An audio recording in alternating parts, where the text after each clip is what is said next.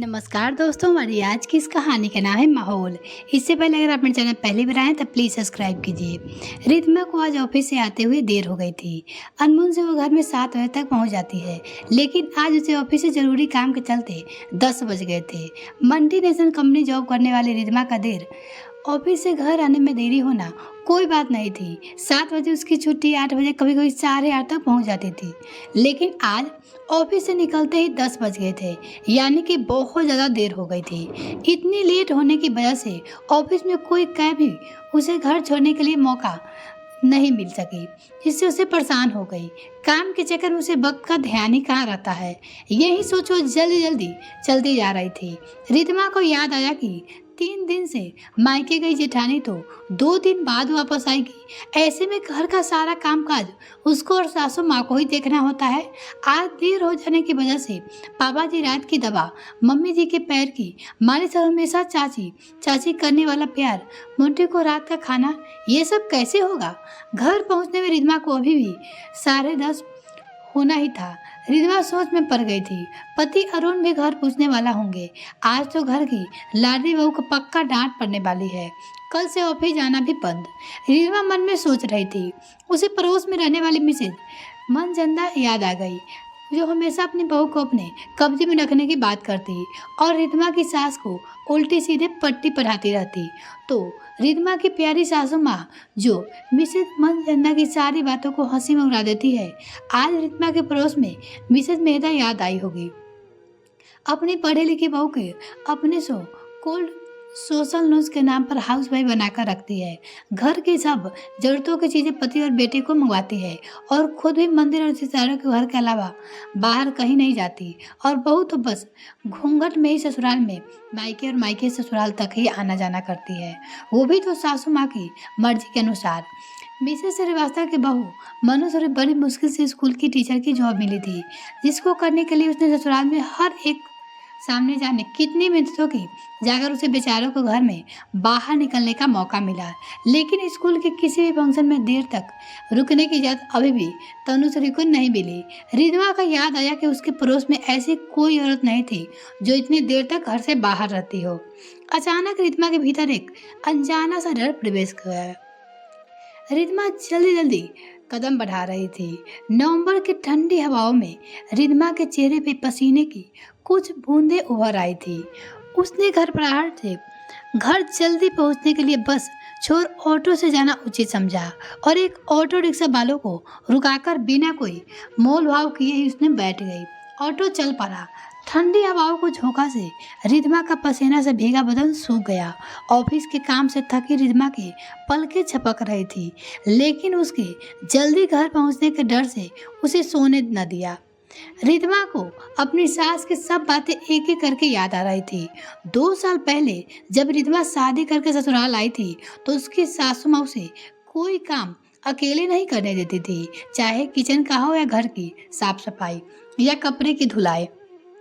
सासू अपने दोनों बहुओं का हाथ बढ़ाकर पटाती थी। रिद्मा सब्जी काटे तो सब्जी छौंक देती, रिद्मा आटा गूंथे तो रोटी सिकवा ले, रिद्मा या उसकी जेठानी बर्तन धुले तो वो बर्तन सजा दे। दोनों बहुओं को बेटी की तरह मानती रिद्मा की सासू माँ।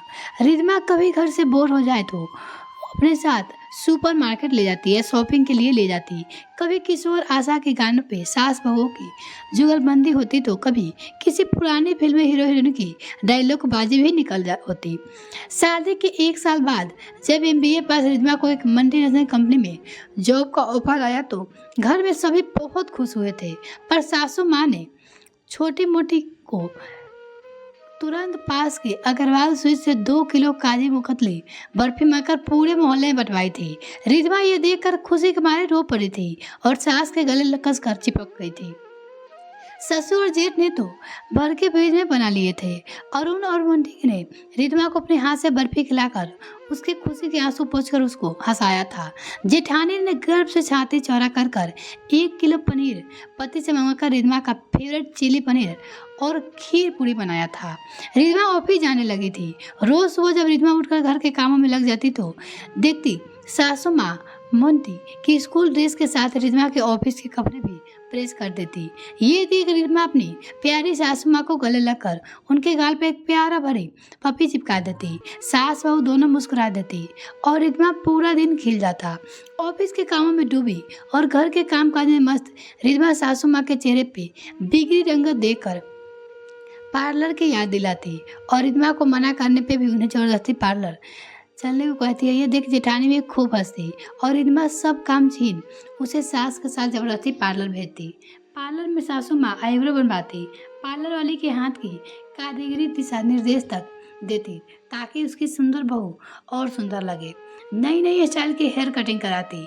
सास की तमन्ना को देख बहू मंत्रमुग्ध बस चुपचाप मुस्कुराती हुई कठपुतली बन बैठी रहती।